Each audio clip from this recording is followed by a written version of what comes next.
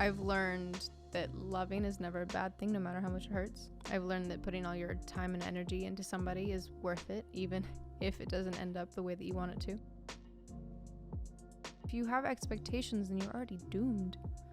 You're failing the relationship from the very beginning if you don't walk into it with an open mind and open heart and no resentment towards what didn't work out in the past.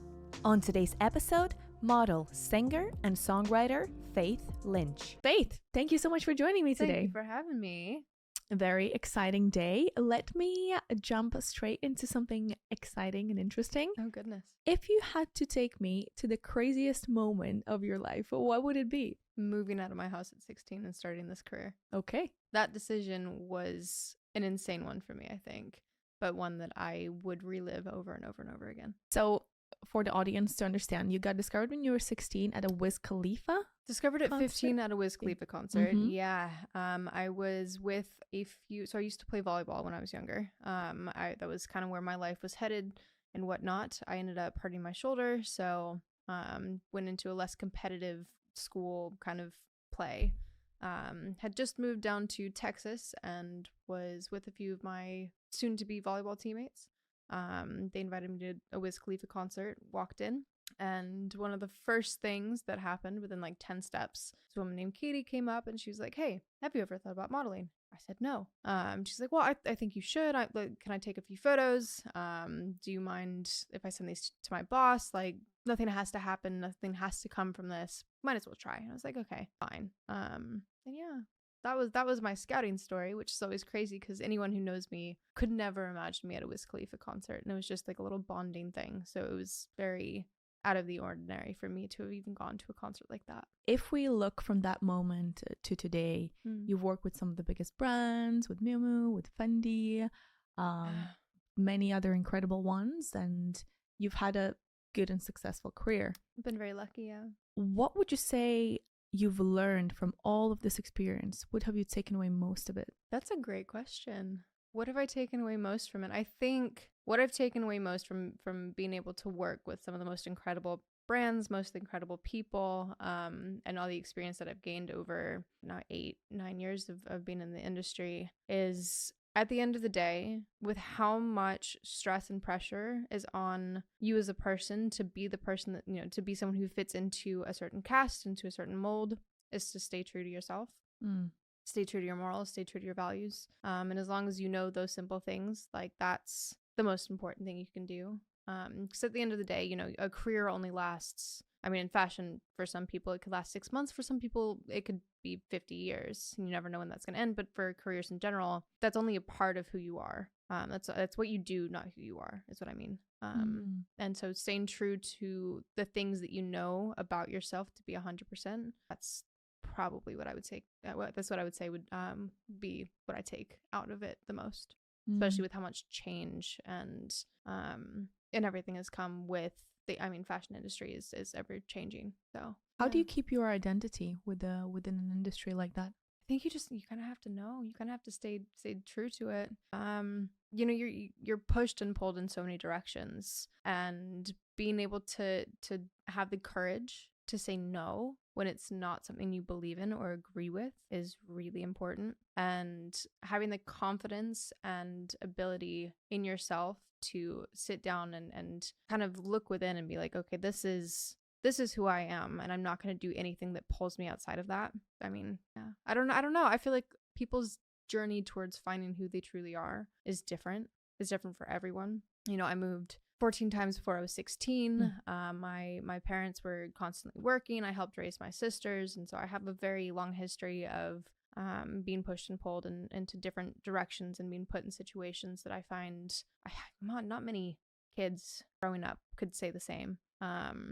And so I had to learn very young what those boundaries are and how to set them. Hey guys, I have a very exciting announcement to make. I'm partnering up with my very first sponsor, which is none other than Momo Kombucha, our own London-based, locally produced, healthy and delicious kombucha, which I've been a fan of since the first time I tried it. Now, for the ones of you that know me, you know that I'm obsessed with my health, but at the same time, I'm a devout foodie, so nothing will keep me away from the tasty foods and drinks. Now, unfortunately for me, Most delicious drinks are full of sugars and unhealthy additives. So, this is why I love Momo so much. It is healthy because it's full of probiotics that are healthy for my gut, but at the same time, it's delicious, so it curbs my cravings.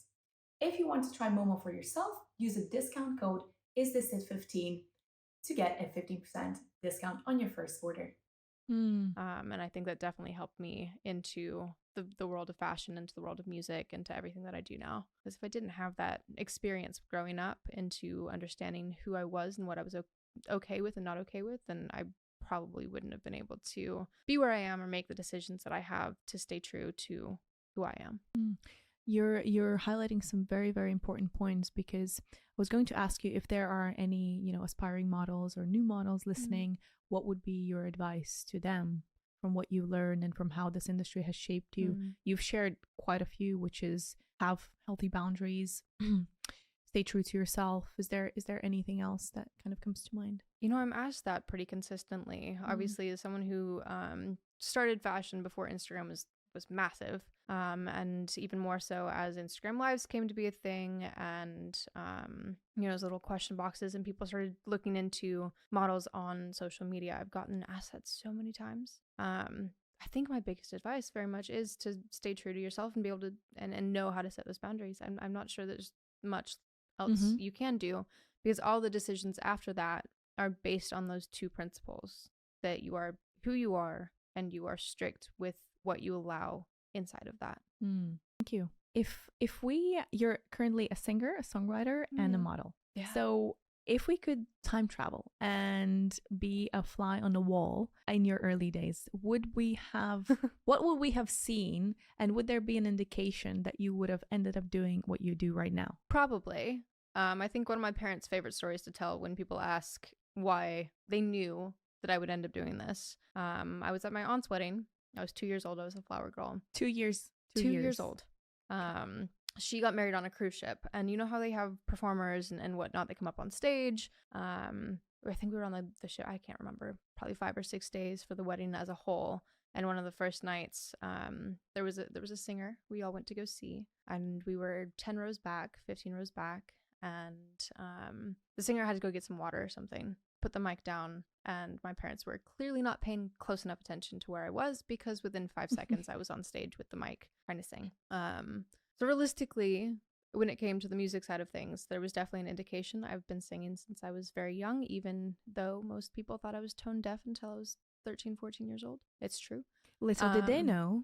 Little did they know. Yeah, no. I used to have my mom, and she's going to kill me for saying this, but she used to tell me to not sing or play the piano because it was annoying. And realistically, looking back at videos, I agree with her. But that she posted something on Facebook recently being like, you know what? I'm glad you didn't stop. You were right. We should have known. And how many years did it take to hear that? This is when I released my first single in 2019. So I was 19, 20 years old by that point. Which is still quite young, but yeah, but what I'm saying is it can take a while for other people to see what you've always known. Yeah. It's okay. No, it's fun. I mean, I started working in fashion because I knew that music was kind of the path that I wanted to take eventually. So that was your kind of segue into... Yeah, a little stepping stone into the fashion or into the music world. Yeah. So speaking of segues, when did music enter your life professionally? Professionally, I think it was always in the back of my mind when I started working in fashion. So at the age of 16, I kind of, I stepped into the fashion world, into modeling, knowing that I was going to be marketing myself as both. I had the opportunity to be in the studio at the age of 16, 17 years old with some really incredible producers out in LA, and then started writing my album in 2017, 2018, something like that. I should be better with dates, but yeah, music I think was always it was very much in the back of my mind. I knew that that's where I was headed. It was a very clear choice that I made to get into fashion, get into modeling, to the point where, I got to work with Ralph Lauren and write a song for them, and I got to work with the Impression magazine, did a 40-page spread, 2 covers of the magazine, and wrote a song that was presented in a video. I've written for Fendi. So it's kind of always been something that I've tried my best to intertwine since starting in fashion. I'm not sure that there was ever a moment that it was one or the other. It was, since the beginning of my career, it's been progressing towards just music, or the combination of both, but primarily music, but starting out in fashion. So actually, if we look at it, so you had this natural pull towards music, clearly since you were born. Basically, yeah. And then you were playing volleyball, so your career trajectory so far has been, kind of around sports. Then everything shifted when you became a model, and then you really saw the opportunity to actually manifest that into something practical. Yeah. So the volleyball stuff, I mean, I was in choir growing up. I did All-State. Any Americans will know what that is. Did All-State in Texas 3 years. Actually, sorry, not just in Texas, in Washington State as well, because I'm moving and whatnot. I was doing choir for the majority of my young teenager life as well. But had the opportunity, before I was injured in sports, was probably going to go to university on scholarship for volleyball. And yeah, once I got injured, I started looking into other options. And when the opportunity to go into fashion came to be, it was a no-brainer. So I like to ask this question to everybody on my podcast, and that is, what is your purpose? To just be. I don't think I have one purpose. I don't think there is one thing that I can say, this is my purpose. I think my purpose is to be the person that I am, and if it helps touch other people or inspire other people or anything like that, then I'm doing a great job. And one of my favorite things to say is, if that one person that I inspire or I touch is myself, then I've won. I love that. My purpose is just to be. I love that very, very much.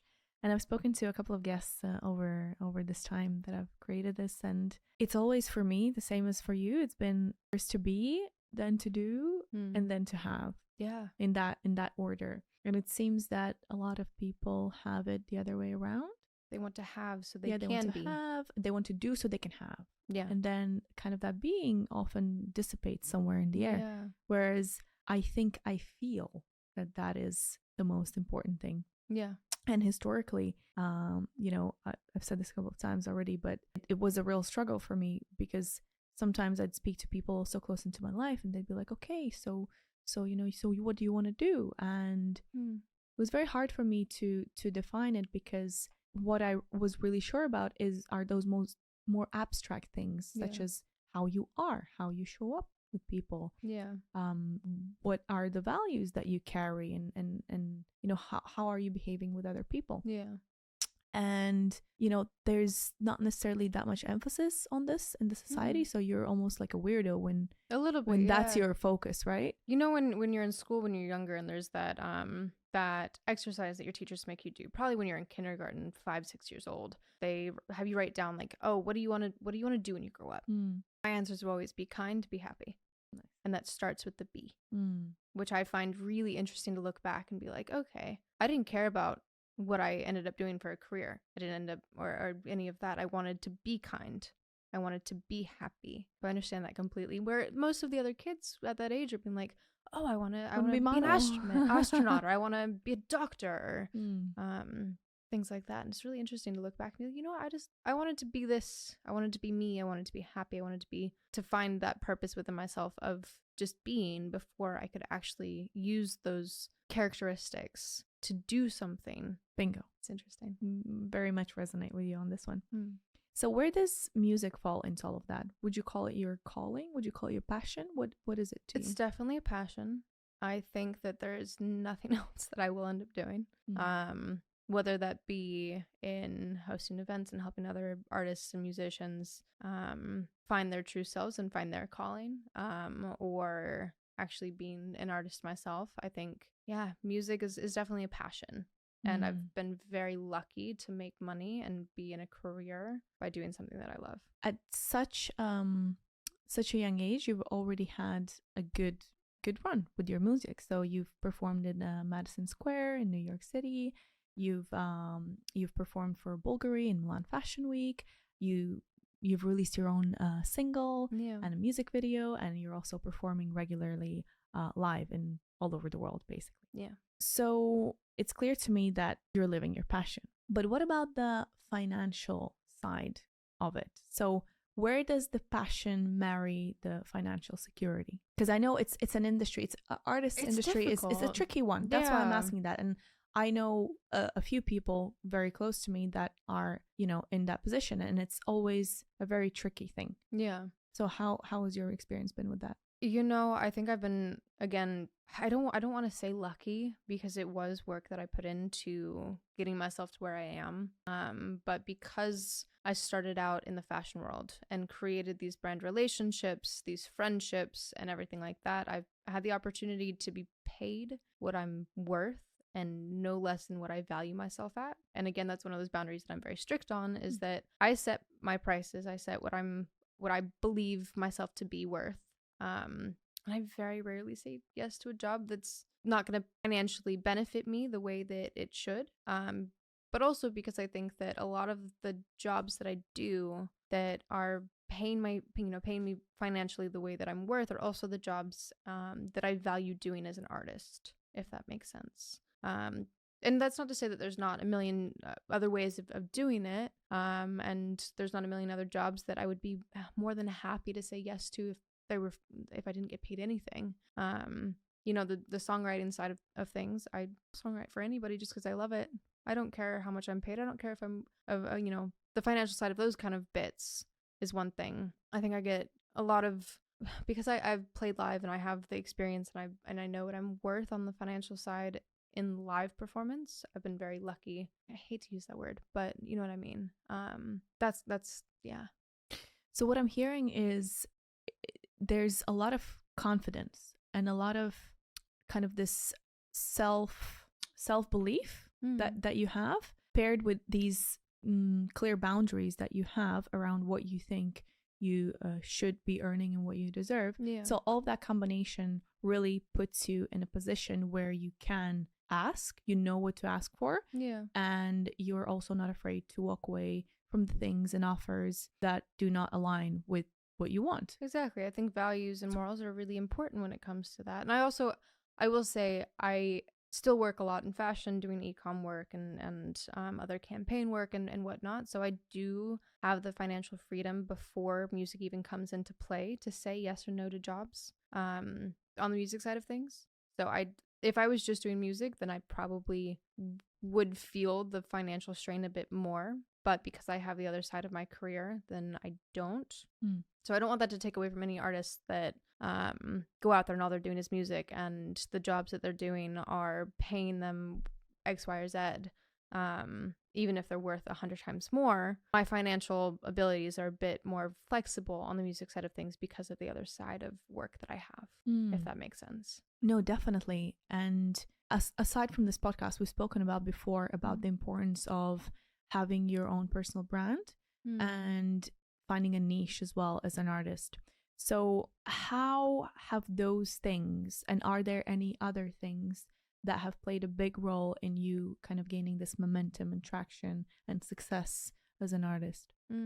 I think that's a good question. This is not one I was prepared for. I'm going to say that. When it comes to finding my niche, the reason why I asked this is I'm just thinking, if I was an artist or a singer and I was listening to you, what sort of information would help me put myself in a position where I could work with these people that I want to work with, and perhaps even have them find me, not me always chasing them. Yeah. I mean, I'm still chasing. I'm not gonna lie. I'm still chasing. I'm still the one that reaches out 100% of the time. 100%. Not 100% of the time, maybe 95% of the time. I have a few people that I'm very lucky to be working with that know me, and we were friends, and then it turned into a work relationship. But that drive never stops. That constant push for more, bigger, better things that suit you, that fit your niche, what you want to be doing, never stops. It's going to be something I'm doing until I'm 80 years old or retired. I think, and this is going to sound really like a broken record, but staying true to yourself is how people are going to find you and reach out to you. And as long as that you are who you want to be and portraying that brand of yourself the way that you believe in yourself and you believe yourself to be, then people who suit what you're trying to go after are going to want to work with you just as much as you want to work with them. I always like to say, do you and your tribe will find you. be you, and your tribe will find you. Mm. Be you, and the same people will come. It's crazy how that works. But again, that ties in with you having enough confidence to be yourself. Yeah. Mm. I mean, obviously, my growing up has caused me to need to be confident in who I am. Why do you say obviously? I mean, moving forward, I went to 5 different elementary schools, 2 different middle schools, 3 different high schools. So I was constantly meeting new people, constantly needing to fit in when most of the people that, I was going to school with had known each other for however many years since they were, young and born. It's not often that you find someone who's moved so many times, unless you're a military brat. I think that's the first question I get when I say I've moved so many times. Oh, was your dad in the military? Are you an army brat? No. My dad he was very driven into his work, which I benefited greatly from. So thank you, Dad, for that. But it did cause me to create a personality and I had to know who I was from the get-go, from a very young age. Because if I didn't, then I was going in and I would end up just being a product of my environment. And that's not, it wouldn't have been healthy. It wouldn't have been healthy for me to then go into my adult life and my career, and all of a sudden I'm in a million different situations. And if I don't have a base level of who I am. What gave you that? Because another person would have been in exactly your same situation, and they would have been somebody without identity, and they would, mirror whatever situation that they got into, whatever they would try to fit in everywhere, instead of, playing on their own strengths and adding to the environment with their uniqueness. That's true. I agree with that. I think when it comes to that, I feel like based on how I based on how I grew up, based on I had to help raise my sisters, I had to know who I was at such a young age, because if I didn't, I would have gotten lost. And I think I did get lost a few times up until now. There have been plenty of opportunity or instances that I've fallen into that trap of, I want to be fit. I want to fit in.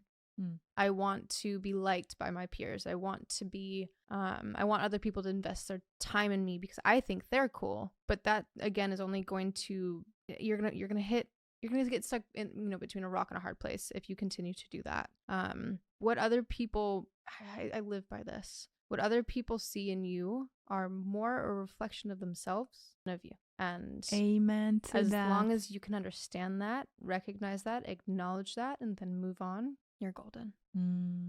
Yes. This brings to my mind topic of judgment and how people are very afraid of judgment. Yeah. But then they're so quick to judge as well. Yeah, people are very quick to judge. And, in the past, I've had also situations where I'm just, because I strive to be the most non-judgmental person that I know, since forever, right? So, because from another point of view, it's just a waste of energy. Like, what benefit? What do you gain exactly. from... What benefit is going to happen from you actually making judgment? Zero. So that mind space could have been channeled onto something else that would bring you towards what you want rather than nothing. And potentially even making somebody else feel bad. So when I observed that, I've had, especially if, when somebody close does that and they judge erroneously, so they're like not a good judgment. And long time ago it used to bother me, but after I realized this, what you just said, that it is a mere reflection of their own internal mind and heart space, you kind of just shrug your shoulders and you're like, okay, well, you've told me something more about yourself now. And you can take that information as a friend, as someone who loves the person they're with, and help with those insecurities because of that knowledge. I think one of the exercises that I did, especially growing into my young adult life, I can't remember who told me this, or if it was just like from a book I read or something. This can go for any relationship, any part of who you want to be, whether that's in a just as a general human being, or in a committed, loving relationship, or as a friend. Write down the top 5 qualities you want in somebody else, whether that be a work colleague or a friend or a partner, and strive to be that. And you will find who you want to be and who you are based on what you expect others to be. I think that's how I've driven. Wrong person to ask. English is my third language. My dad used to tell me sarcasm was my first, so Doing great on the English though. Thank you. Yeah, it's Thank you. impressive. Being your third language, it's very impressive. I like to talk. That's all Fair I can enough. say. So it, I have to. Mm. It's a must. So speaking of relationships and I was wondering when we get into this one. So first of all, currently Yes. you work with your boyfriend. So I he's in your do. band. So you Yeah. guys work together, you travel together. Obviously you spend a lot of time together. I don't know if you live Yeah. together. Do you live together? We don't live together, but we live a 5-minute walk from each other. Okay, so you're very, very close. So You're we're very neighbors. close. We work together in music and fashion because he's a photographer as well. Okay. And then So your lives are intertwined. our lives are like that on all levels. Okay, so how do you make it work? Good question. Because you know what they say, right? Don't mix friends, family, don't mix business. Yeah, love and business love and and- pleasure are yeah. two things that are supposed to be based on society, kept Mm. separately. I think for us, it's just kind of work. What do you think makes it work? I think it works because of the respect we have for each other in regards to what we do on the work side of things. I think it works because we inspire each other to be better on both our personal and professional lives. I think it works because we are constantly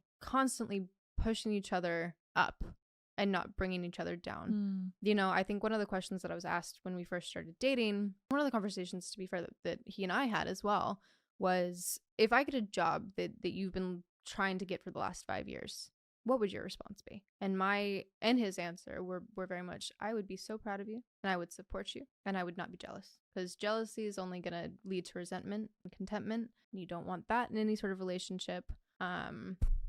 And the respect, it's so much respect and inspiration and motivation. I think he motivates me to be a better person. And we've been very lucky to, I do really hate that word, but it is true. You keep saying you're lucky, you're gonna get lucky. That's true. I mean, fake it till you make it, I guess. But not even. Well, not even. It's all about it's the energy. mindset. No, it's about energy. Yeah. If you're constantly grumpy, if you're constantly say that everything is going wrong, well, guess what? Things are Your- going to I keep mean, your going brain, wrong. Your brain connects that and Yeah. then looks for things that are going wrong. Correct. No, So the opposite also I'm very works. lucky. I'm very happy. It's crazy though. Yeah, no, I don't know. I didn't expect it. And I think also we have put so much time and effort into trying to find new and exciting ways to work together, because we are so passionate about what we do and the life that we can build together, that there's no space for anything but love, respect, inspiration, motivation, creativity, any of that. There's no space for anything but that. I love that. I love that you started with the respect. Respect is so important in any working relationship, let alone a loving relationship. Respect. Definitely, but it's not spoken so much about in the loving relationship. That's not necessarily the first if you thing don't that respect people your say. partner, that relationship's not going to work. 100%. That relationship, it could feel so good. It could thrive, but if you don't respect them as a basic human being, as a basic human need in a partnership, in any relationship, especially a loving one, it's not going to work. It could be the most fun you've ever had, but if you don't respect them, from that standpoint, and I like that, because I always think about it that way. When you meet somebody, you should first think about them as a person, as a human being. So yeah, do I like who this person is as a person, as a human being? yeah, Do they have integrity? Do they have, courage? Whatever the values that speak to you are they that? Like, I always think about, do I admire this man? Yeah. Does he inspire awe? Does he inspire me? And so if the answer is yes, cool. Then you go to the next step. So can you be friends? Would this person be a good friend to you? Could you be a good person? Could you be a good friend to this person? Yeah. And so if the answer is yes, cool, next level. Yeah. So then it's like, it's baby steps on the way up. Absolutely. But people don't. They're like, yeah. Is he hot? Oh, no, but it's fun. And yeah, I understand that. But also it's interesting to speak to you about this, because I feel like a lot of people want to share that same mindset when it comes to, okay, could I be friends? Can I respect this person? Do I respect this person? Am I inspired by them? Because of a lot of what society's saying right now, and social media and dating apps, it's also, people view loving relationships and partners as almost replaceable because of how many options are available to you right then and there. Well, I mean, I think now we need to get into what do we define as romantic partners, because there are infinite possibilities for you to hook up, but I think there are extremely few possibilities for you to build a life together with somebody that, you know, is going to be compatible with you and put you on the road to, for both of you to have an incredible growth and loving relationship. But that step only happens when you're actually ready for it, and that's and also intentional. part I think both parties need to be intentional it's about it. also very intentional. And that also comes with just knowing who you are and making sure that you are set in your boundaries, set in your ways, set with what you want. And from there, you know, my partner and I were very lucky as well because we worked together before we started seeing each other on a romantic level. So you knew each other on a personal level already. He was already one of my best friends by that point. I knew that he could be a good friend to me. I knew that I respected him and his work and the person that he is. And because of that, because of having that base level of understanding and base level of love, even before the in love and infatuation and adoration part of things on a romantic level, there was no doubt in my mind that he would make a really good partner because of that. So this is an incredible relationship you're in right now. Yeah. They weren't always incredible relationships in your life. You know, I disagree with that.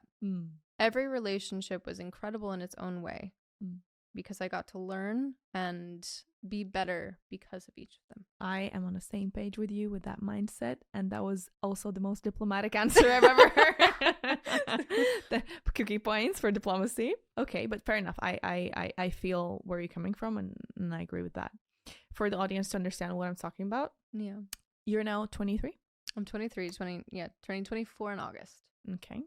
And I was married at 21. You were married at 21, and you divorced not even a year later. No. We met during COVID and fell in love very fast. We got engaged within 2 months, married within a year. Was it COVID rush? Was it like YOLO? I don't think so. No. I think we could have taken all the time in the world, but didn't. And learned a lot from that. But yeah, no, we got married within a year and divorced less than a year later. So by the time I was 23, I was divorcee. I'm a 23-year-old divorcee. Wow. Yeah. What a sound to that. So what has that experience taught you? You know, so much and so little at the same time, because I wouldn't do anything differently. I've learned that loving is never a bad thing, no matter how much it hurts. I've learned that putting all your time and energy into somebody is worth it, even if it doesn't end up the way that you want it to. I don't regret a single moment, if that makes sense. You know, obviously it didn't work out, and that's okay. I'm very happy in the situation that I'm in now. But I don't regret a single thing. So I understand, because everything that happens shapes you to be the person that you are 100%, today. Yeah. It was a process of learning even more so who I am, what I want in a relationship, what I want in a partner. And I imagine what you don't want as well. Yeah, I would say what I'm capable of handling, what I don't want in a partner. Yeah, I don't know. I take a lot of positives from my marriage, even though it was so short. What are the positives? You know, just everything that I learned, everything that I've recognized myself to be because of that. You know, I've recognized that I'm a very loving and a very patient person, but I also recognize that there's some things I just can't handle.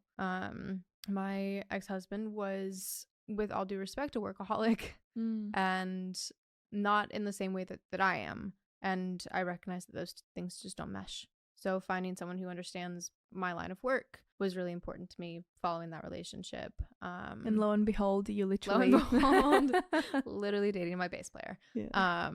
No, and yeah, I don't know. I learned a lot about myself. I learned a lot about love. I don't regret a single thing. And at the end of the day, I still respect my ex-husband with everything that with as much as I can. And again, there's that word again, respect. Even respecting someone who doesn't that you're not compatible with is important. So yeah, if that's one of your values, you will bring it with you no matter what situation, 100%, circumstance. Yeah. Has your experience in any way influenced your viewpoint on marriage or relationships going forward? No, not necessarily. No, I don't think so. That's really good, because I sometimes hear people that, you know, they've divorced and they're sometimes a bit bitter, sometimes a bit cautious, especially men have this aversion of I mean, I can't speak for the men, Mm. but I've definitely, I feel like men have a more difficult time getting remarried. They're like, oh, we've done it once, it didn't work. I don't want to end up in the same situation. But that's where the mindset of every relationship's different comes in. It's where you have to recognize that instead of instead of expecting every relationship to end the same way, you have to take what you've learned, take the love that you have, and recognize that this situation is completely different than this situation. Not And if carry you your treat them- baggage. I mean, into if the you new treat them one. the exact same, if you have expectations, then you're already doomed. You're failing the relationship from the very beginning if you don't walk into it with an open mind and open heart and no resentment towards what didn't work out in the past. Very powerful, and I definitely agree. It's our job when we enter in any relationship to be as clean of a paper slate as we can be. That I also disagree with, though. Because your partner, when it's right, is going to be your biggest mirror. Recognizing that that's the case, recognizing that your new partner in a healthy relationship is going to trigger you more. Yeah, I definitely agree with that. Anything else. You don't need to come into a new relationship fully healed with anything other than an open mind and an open heart and no expectations at the end of the day. But I think a clean slate is not necessarily the way that I would phrase that. Yes, perhaps what I mean is that you shouldn't project your past experiences and your past hurts and disappointments that you've had with other people onto the next person. That's what I mean by that baggage. It's almost inevitable, though, at the end of the day. I think in a lot of ways, yeah, but as long as you can be open with your new partner, with your current relationship, be like, you know what, this is a trigger. It's not a trigger that you've caused. How can you help me move forward with this and help me heal? And recognize that that person that you've chosen to be with based on your learnings and your experience due to that baggage can help you move forward through. And yeah, I don't know. I don't expect my partner now to be fully healed from all the baggage that he's, had from his past relationships. That would be ridiculous of me. I think that would be unfair. I think it would be unfair if he expected me to have no baggage from past relationships. Again, just that respect and communication and love and openness towards all of that is what's going to end up being important, because as soon as you can take the time and consideration to accept your partner for who they are and help them so you can help each other move forward and heal the baggage that you've come into a new relationship with, that's when you're going to start to succeed. Yeah. I see what you mean, and basically you're saying that having a strong ability and desire to communicate with each other can overcome whatever baggage that one brings into the relationship. I guess that has to be a mutual agreement from both parties. Otherwise it can feel like somebody's just loading onto you with something that you have no idea where it's coming from.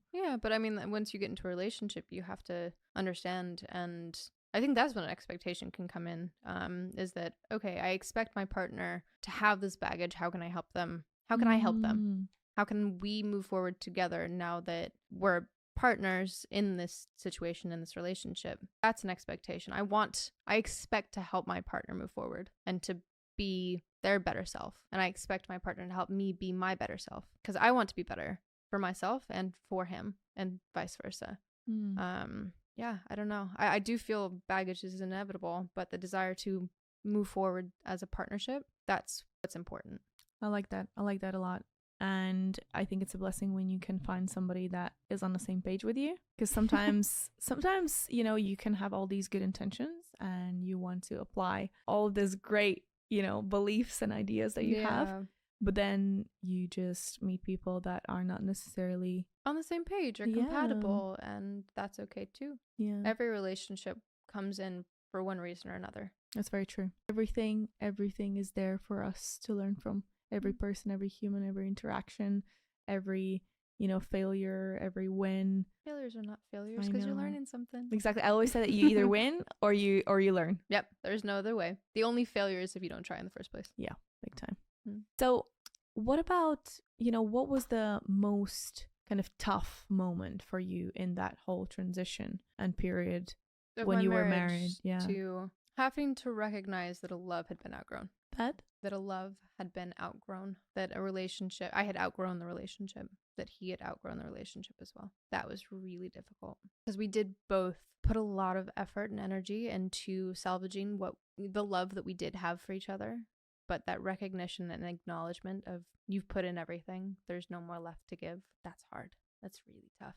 And that transition of allowing myself to grieve, even though I felt like it was my fault, that's also very tough. And that's still something I'm working through, to be completely honest with you. Like, I'm still very tough on myself because I feel as if I let a relationship fail. And that's something that I have to work on within myself. But yeah, that initial acknowledgement of, oh, I can't do anything more. He can't do anything more. We need to let this go, especially when you still have such deep love for each other. How do you move from a place like that? You love yourself. You transfer the love that you're putting into something that's no longer filling up. You take that water that you're pouring into a cracked glass and you put it back into yourself. Always a good idea to do that. I mean, it should have been what I was doing to begin with, because maybe that could have changed something else.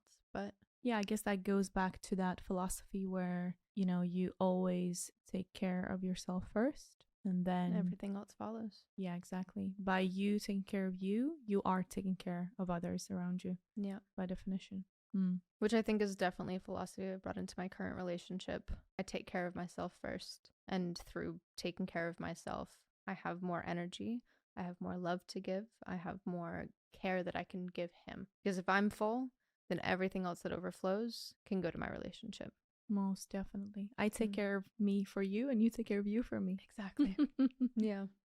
Yeah, I guess this is what a lot of people don't get exactly right, because even in a family kind of dynamic, parents often go into the sacrifice mode. Yeah. I will sacrifice everything for you. I will sacrifice my life for you. I will do this for you, etc., etc. But that is not the most healthy dynamic, because, after the child is gone, then you're left completely empty, because you end up resenting that child for taking everything that you had. Yes, and also you're showing an example to them that this is what's normal. Yeah, this is how you get love. Exactly. So they are going to maybe repeat that same cycle of sacrificing their own life or their own truth or their own self for somebody else. Yeah. Yeah. Whereas, it would be a much better example for the kid and a healthier environment to grow up in, where you are filling your cup. And everything else gets to go to the people that I love. Yeah. Yeah. No, I completely agree. I think, to be fair, I think our generation and the younger generations are going to be so much better than that. Or not than that, at that. Yeah. Definitely. It'll be really interesting to see how the younger generations end up parenting. I'm very intrigued by it. We're gonna see. Yeah. Or are we? With the No, I'm basically just alluding to the fact that, there's this whole commotion about demographics and people, staying single forever and not having kids. And all of that. I haven't seen too much about that, but then again, I've always wanted to be a mom, so I don't really pay attention. We've spoken about being passionate about mental health as a cause. Yeah. And also that being hitting close to home because you've had problems with mental health before. Yeah. So can you speak to that experience? It depends on what you want to know. Do you want to know my experience in the mental health, or what's kind of been your your experience in terms of personal experience? I've had a long-standing suffering and battle with depression since I can remember, since I was very young. How does that manifest? How does it manifest? Oh, goodness. These days, a bit better, because I've learned to recognize the patterns that I fall into when I am starting to feel a bit low. What are those patterns? Those patterns are I lock myself up. I very much withdraw from life, from work, from friends, from family, which is not healthy. And I've been pretty good recently with stopping that and just reaching out to somebody and being like, hey, I need help. And that's a really difficult thing to do, especially I was almost forced into a caretaker position as an older sister when I was growing up. I helped I helped my sisters grow up, and very much was not filling my own cup when it came to all of that. So asking for help has never come easy to me. But yeah, no, I don't know. I think that's how it manifests mostly, is that I withdraw from from anything that I love. And that's usually my friends, my family, and work at the end of the day. So how do you get over it and get back into the... I ask for help, which again is very hard. I don't think depression is something that you just get over, though. I think it's something that you can manage. It's a battle. And there's a lot of tiny mini micro alarms that go off that you kind of have to constantly be hitting to make sure that you're keeping that balance. But keeping a balance and recognizing the little things that you need that bring you little sparks of dopamine and endorphins and happiness and joy, and also recognizing that happy is not a state of being. You don't expect yourself to be happy all the time. Joy is what happiness is, and you can be in a state of joy, but joy always perishes at some point. I think that's been something that's really helped me as a whole, is recognizing, okay, I feel this joy and I'm going to let myself sink into it, but I'm also going to recognize that it's not how I'm going to be constantly, and that's okay. That's about it. Yeah. I think you're spot on there, and I ask this in every podcast, so I'll ask that to you as well about, happiness and understanding of happiness, what brings you happiness. And I think there's quite a lot of stigma around happiness. Some of my coaching clients, they have this unrealistic expectation around happiness that, I just want to be happy. Like, what's important to you in life? I just want to be happy. But it's so vague. They have, yeah, exactly. Like there's no real definition behind that. Like you can feel happiness often, yes, but you can't just be happy all the time. Yeah. Happiness is not a state of being. It's emotions. It's an emotion. It's something you can feel. It is not a state of human consciousness, which is really important to be able to acknowledge. Because as long as you're not acknowledging that you can't just be happy all the time, then you're always going to feel as if you're striving for something more. And so what is your recipe for happiness, Faith? Oh my goodness. I don't think I have a recipe for happiness. I think I have an understanding of what brings me joy. I think I have an understanding of the balance that I'm capable of keeping when it comes to finding that joy. I don't like using the word happy. But yeah, I don't know. I think pushing into the things that I love, and which are the people that I love, my partner, music, my friends, and very much my alone time as well. Just being by myself and learning to like my own company. Keeping that balance, I would say that's my recipe for experiencing joy, and acknowledging that it won't always be the case, and that's okay too. I like that a lot. And if I asked you to share with me three lessons that you've picked over the years that have really served you well. I do remember you told me you were going to ask me this one. I tried to write them down beforehand. I could not think of any, which is crazy. I mean, you've said many throughout this podcast. Like if I do say, it's going to be a broken record. Setting boundaries, understanding your values, your morals, and sticking to them. Understanding who you are and acknowledging very much that, happiness is not a state of being. It's finding joy in the little moments that make you feel more yourself and make you feel alive. Yeah. Being congruent is probably one of the easiest ways to feel happy as often as you can. Yeah. Because you literally are living in line with your yourself. Truth. Yeah. Yeah. Fantastic. No, 100%. Yeah. As long as you're doing you, as long as you're being you, being as true to you as you possibly can, then those moments of joy, those little things that spark that feeling of being alive are going to come so much more naturally instead of just pursuing things that may or may not work. Thank you so much. Hello friends, if you enjoyed this episode, please make sure to subscribe and share it with someone. I would love to hear your feedback and suggestions as to what guests you would like to see on the show next. See you next week.